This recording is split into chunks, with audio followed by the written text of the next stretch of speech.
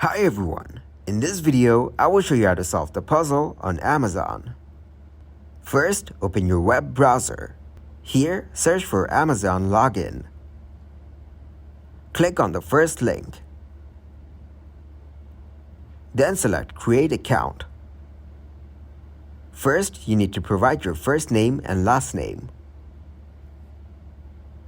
Then, provide your mobile number or email. Then, set a password.